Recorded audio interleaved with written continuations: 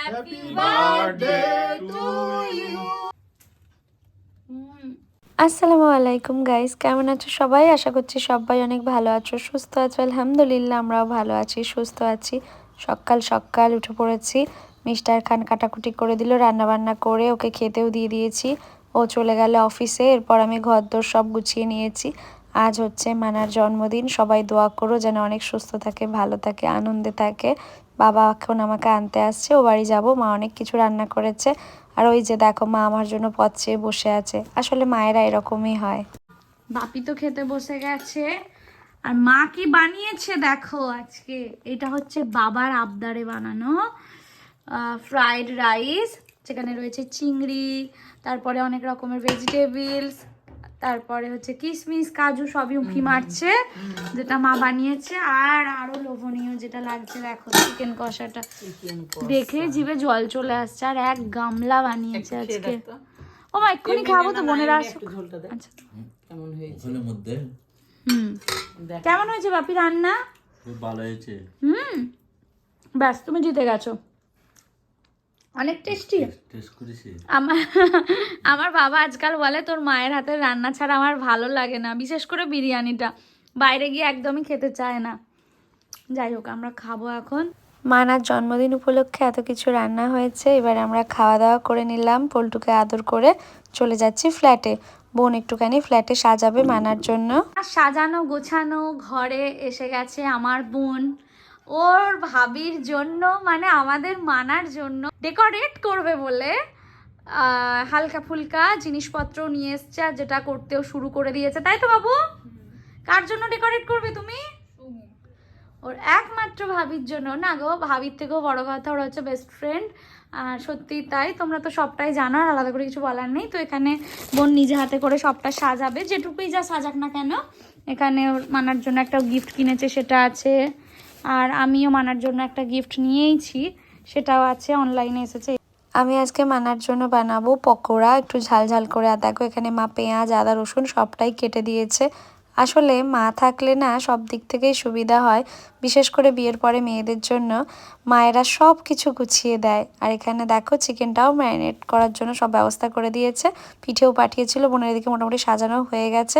এখানে আমি বাকি ম্যারিনেশনটা কমপ্লিট করছি। Soya sauce, chilli sauce, tomato sauce সব কিছু দিয়ে ভালো করে চিকেনটা মাখিয়ে নেব। আর মা তো ধুয়ে মুছে সব পরিষ্কার করেই দিয়েছে। আর এইবারে আমি একটুখানি বেশি করে লঙ্কা দেবো, জানো তো মানা যেহেতু লঙ্কা খেতে বেশি ভালোবাসে, তো পকোড়ায় না অনেকটা লঙ্কা দেবো। অনেকদিন পর আমি আজকে পকোড়া বানাচ্ছি, জানি না কীরকম হবে খেতে। আগে মাঝে মাঝেই বানাতাম, কারণ পকোড়া খেতে আমার নিজেরই ভীষণ ভালো লাগে, তাই বানাতাম। এখন হয় না। তো এই দেখো কতটা লঙ্কা দিয়েছি। ভাই, মানা সবাই চলে এসেছে। এখানে ভাই মানার জন্য চাউমিন বসিয়েছে। মানা বলছে অনেকটা লঙ্কা গুঁড়ো দিয়ে, এই যে ও দিচ্ছে দেখো। আমি বলছি না রে, আর দিস না, কাঁচা লঙ্কা দিয়েছে, আবার এত লঙ্কা গুঁড়ো দিবি? বানাচ্ছি তো পকোড়া। বাড়িতেই থাকি আর ফ্ল্যাটেই থাকি, ভাই বোনেরা যখন একসাথে থাকি কত রকমের গল্প হয়, খুনসুটি হয়, মান অভিমান, হাসি মজা সব কিছুই লেগে থাকে, তাই না? তো ভাই চাউমিনটা হতে হতে এখানে মিস্টার খানও চলে এসেছে। এই দেখো এক গাল হাসি নিয়ে। আলহামদুলিল্লাহ, দোয়া করো যেন ওর এই হাসি সবসময় থাকে। এখানে পকোড়াটা এসেই তুলে খেয়ে নিল, বললো দারুণ হয়েছে। আর এইগুলোতে আমি লঙ্কা দিয়েছি, বাবার জন্য কিছুটা পাঠাবো। আর চাউমিনটাও খেয়ে নিয়েছি সবাই মিলে, ওরা গেছে এখন ঘরে। আর এখানে মা রাইস পাঠিয়েছিল, এটাই আমাদের ডিনারে হয়ে যাবে।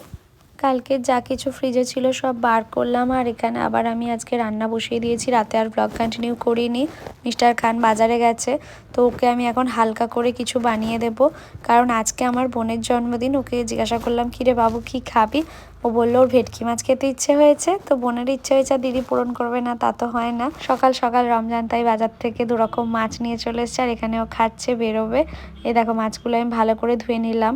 রমজানের সময় থাকলে ওই ধুয়ে দিত, কিন্তু তো বেরোলো। প্রথমে ভেটকি মাছটাকে নুন আর লেবু দিয়ে ভালো করে মাখিয়ে নিচ্ছি, জানো তো আজকে পাতুরি বানাবো, জানি না খেতে কিরকম হবে। প্রথমেই নিয়ে নিলাম বেশ খানিকটা পোস্ত, এরপর কালো সর্ষে, সাদা সর্ষে সব কিছু একটু একটু করে পরিমাণ মতো নিয়ে নিচ্ছি।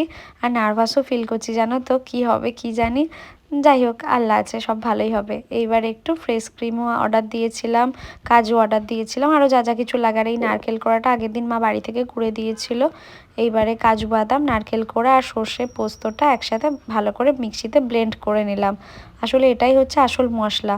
এবার একটা বড় গামলায় নিয়ে নিলাম, হলুদ দিলাম পরিমাণ মতো, নুন দিচ্ছি, আর এরপর টক দই দিচ্ছি বেশ খানিকটা, জানো তো। সর্ষে পোস্ত বাটার সময় একটু কাঁচা লঙ্কাও দিয়েছিলাম ঝালের জন্য, হালকা একটু চিনি দিলাম যেহেতু টক দই দিয়েছি।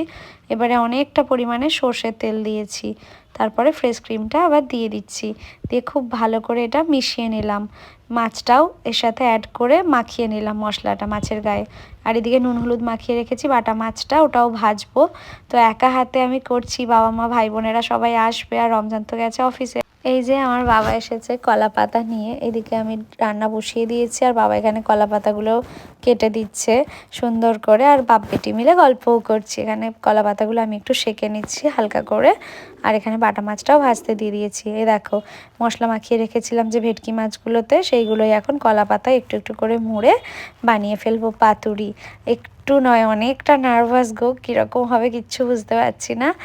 আর এই দেখো ভালো করে মশলা নিয়ে আর মাছগুলো দিয়ে দিচ্ছি কলা পাতার মধ্যে, তারপর উপর থেকে সুতো দিয়ে বেঁধে বসিয়ে দিলাম। প্যানে একটু তেল দিয়েছি, তার উপর জাস্ট পাতুরিগুলো দিয়ে দিয়েছি, উপর থেকে সুতো দিয়ে বেঁধে দিয়েছি যাতে না মাছগুলো বেরিয়ে আসে। আর এদিকে বাটা মাছটাও একটু একটু করে ভেজে নিচ্ছি।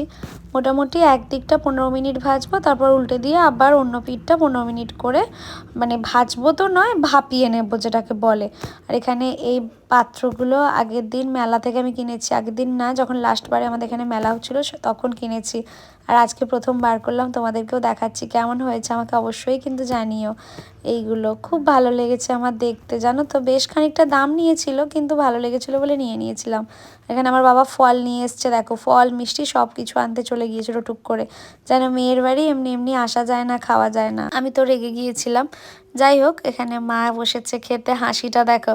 মায়ের মেয়ে যে এইসব কিছু রান্না করবে মা নিজেই অবাক। মা বলল খেতে খুবই ভালো হয়েছে, সত্যিই খেতে খুব ভালো হয়েছে, তবে একটু তেলটা বেশি দিলে আরও ভালো লাগতো, এটা আমার পার্সোনালি মনে হচ্ছে। আর বাবা যেহেতু একটু তেল মশলাটা কমই খেতে চায়, তো বাবা বলল অনেক সুন্দর হয়েছে। দেখো দেখতে সত্যিই ভালো হয়েছে আর খেতেও ভালো হয়েছে, ওই যে বললাম আর একটু তেল দিলে আরও ভালো লাগতো হোটেলের মতো, বাট ঠিক আছে। আর এখানে দেখো আমাদের ম্যাডামের আজকে জন্মদিন, এই মাসে পরপর সকলের জন্মদিন, জানো তো। উফ কেন যে সবাই এক মাসেই হয়েছিল। এখানে বোন গেল বাবার সাথে কেক আনতে, এখানে মা শুয়ে আছে, আমরা উপরে ছিলাম। তারপরে মা আবার চা বানিয়ে নিয়ে এসছে। আর দেখো না আমরা এখন একটু ডেকোরেট করছি, বেলুন দিয়ে সাজাবো, ওই হালকা করে একটা সেলিব্রেশন সবাই মিলে। এখানে আমার শ্বশুর শাশুড়ির জন্য পাতুরি পাঠাচ্ছি, আর রমজানের জন্যও তুলে রেখেছিলাম। যাই হোক গুছিয়ে নিলাম সবটা। শাশুড়ি আবার একটু মাটনও পাঠিয়েছিল। ফটো তো তুলবেই, ভিডিও তো করবেই, তাই না? এত সুন্দর করে ডেকোরেট করা হয়েছে। আমার ঘরটা শুধু দেখো কিভাবে ঘেটে দিয়েছে। Happy birthday to you, happy birthday dear বাবু, হ্যাপি হ্যাপি হ্যাপি বার্থডে। যা আমার বোনের সঙ্গে একটুখানি দুষ্টুমি তো ফ্রিতে থাকে। অমর খুকরু হও, শান্তিতে থাকো, সুন্দর ঘরণী হবে, তার সাথে সাকসেসফুল ওম্যান হবে, তাই তো? দোয়া করি গাইস, সবাই দোয়া করবে।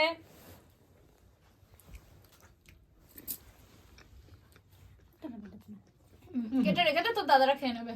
খাবো এইসব জিনিস, আমি নেই এইসব, আমি ডায়েট করছি। সবাই গাইস দোয়া করবে আমার বোনের জন্য, যেন অনেক অনেক সুখী হয়। এইটুকুই আমি চাই আমার বোনের জন্য, ও যেন অনেক সুখী হয়, শান্তিতে থাকে। মিস্টার খান বসেছে খেতে, আর মিস্টার খান একা না, ভাইও বসেছে, আমি আর মানা আর বোনও বসে যাব, সবাই মিলে একসাথে অনেক কিছু খাওয়া দাওয়া করলাম। এবারে মায়ের বাড়ি শ্বশুর বাড়ি সব জায়গায় কেক পাঠাবো বলে আমি এখন কেকটা গুছিয়ে নিলাম। তারপর রমজান আমাকে সুন্দর করে ঘরদোরটা গুছিয়ে দিচ্ছে। ও যদি আমায় একটু টায়ার্ড দেখে ও নিজেই সব কাজটা করতে চলে আসে। আলহামদুলিল্লাহ। আবারও একটা নতুন সকাল, উঠে পড়েছি। কি রান্না করব বুঝতে পারছিলাম না। তারপরে দেখলাম যে আগের দিন ভেটকি মাছ ছিল 2-3 পিস, আর দুটো মাথা ছিল, তো ভাবলাম যে একটু ভেটকির ভাপা করে দিই। তো মাথাগুলো তো সিদ্ধ হবে না যদি ভাপাই, তো মনে হলো যে একটু ভেজে নিই প্রথমে, তারপরে ভাপাবো। তো নুন হলুদ দিয়ে মাথাগুলো একটু ভেজে নিলাম, আর এরপর একসাথে পুরো মশলার সাথে ভালো করে মাখিয়ে রেডি করে ফেলছি ভেটকির ভাপা। এখানে বসিয়ে দিয়েছি, আর একটু ডালও বানিয়ে দিচ্ছি। রমজানকে ব্রেকফাস্টে মুসলি দিচ্ছি, ও খেয়ে আবার অফিস যাবে। আর দেখো এই যে বসেছে মিস্টার খান খেতে, আর এখানে আমার রান্না বান্না সব কমপ্লিট হয়ে গেল। আর ওই দেখো বোন যাচ্ছে বাবার সাথে কলেজে, আর আমাকে বললো জানলায় আয় টাটা করব। সবটা গুছিয়ে নিলাম, আর বাবা আমাকে বোনকে দিয়ে আসার পথে তুলে নিল, যাচ্ছি বাড়ি। এই যে চলো বাড়িতে আসলাম, আর ভিডিও করা হয়নি, একটু চা খেয়ে নিলাম, পল্টুর সাথে অনেক গল্পও করে নিলাম। এইবার এসেছে মিস্টার খান, আর আজ হচ্ছে মিস্টার খানের বার্থডে। আর আমার শাশুড়ি মা রান্নাবান্না করে পাঠিয়েছে। আসলে আমি আমার শাশুড়ি মাকে বলেছিলাম যে কী খাওয়াবে বলো, সেই অনুযায়ী আমি ব্যবস্থা করব। তো শাশুড়ি মাকে বলে দিয়েছিলাম, তো শাশুড়ি মা অনেক কিছুই বানিয়ে পাঠিয়েছে, নারকেল ভাত, 2 রকম মাংস। এখানে আমরা আনন্দ করে সবাই মিলে খাচ্ছি। তোমরা দোয়া করো যেন আমরা এরকমই থাকতে পারি, সবাইকে নিয়ে ভালো থাকতে পারি। আরও একটা নতুন সকাল তোমাদের সাথে আমি শেয়ার করছি। আজকে বানাবো চিলি চিকেন। জানো তো, খুব মন হয়েছে চিলি চিকেন বানানোর। তো এইখানে আমি আদা, রসুন আর কাঁচা লঙ্কার পেস্টটা চিকেনের সাথে মাখিয়ে নিচ্ছি। এরপর দিয়ে দিচ্ছি 2টো ডিম, যেহেতু অনেকটা চিকেন আর রাতে এনে রমজান ধুয়ে নিয়েছিল। নুন দিলাম পরিমাণ মতো। নুনের পরিমাণটা আমার এখনও একটু কমই থাকে, বাট আগের থেকে বেড়েছে। এরপর দিচ্ছি লঙ্কা গুঁড়ো, একে একে সব মশলাগুলো দিয়ে নিচ্ছি। এরপর গোলমরিচের গুঁড়ো দিচ্ছি, তারপরে দিচ্ছি কর্নফ্লাওয়ার, বেশ ভালো লাগছে দেখতে ভালো। এরপর সয়া সস দিচ্ছি, ভিনিগার দিচ্ছি, তারপর একটু ময়দা দিচ্ছি, সব কিছু দিয়ে ভালো করে মাখিয়ে নিচ্ছি।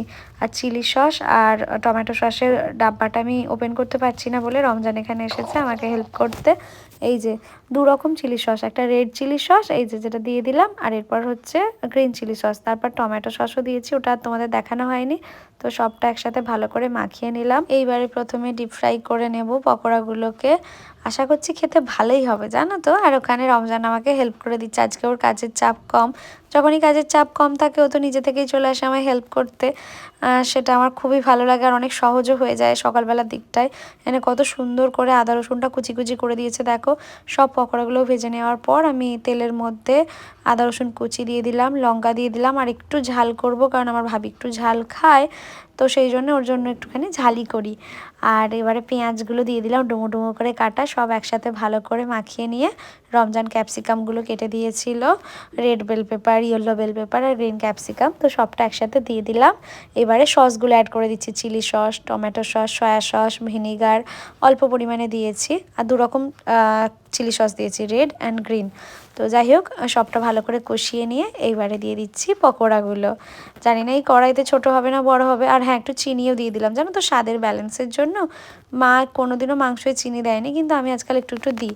তো এখানে গরম জল দিয়ে দিলাম, মা বলে রান্নার মাঝে সবসময় গরম জল দিতে হয়। তো এই যে রেডি করে নিলাম, আর এখানে কর্নফ্লাওয়ারটা একটু গুলে নিচ্ছি যাতে গ্রেভিটা একটু থিক হয়। এইবারে ঢাকা দিয়ে দিয়েছিলাম চিকেনটা সিদ্ধ হওয়ার জন্য। বারবার খালি তুলে তুলে দেখছি যে হলো কি হলো না।